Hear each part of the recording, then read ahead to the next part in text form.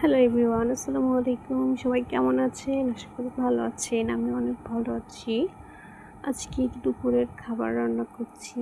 রান্নাটা হচ্ছে আলু দিয়ে ছোটো মাছের চচ্চড়ি।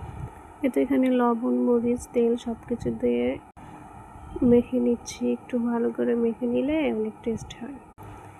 এরপরে মাছগুলো দিয়ে আর একটু নেড়ে নিয়ে একটু পানি দিয়ে চুলায় বসিয়ে দিলাম। চুলার একটু মিডিয়াম সাইজে দিয়ে একটু পর বলক ওঠে, অনেকটা শেষ হওয়ার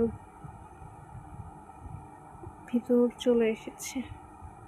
অপর পাশে আগুন জ্বলায়ে ভাতটা বসাই দিলাম। দুপুরে একটু গরম গরম ভাতের সঙ্গে চচ্চড়ি খেতে অনেক মজা লাগে। দেখতে দেখতে ভাতের ফেনা উঠে গেছে।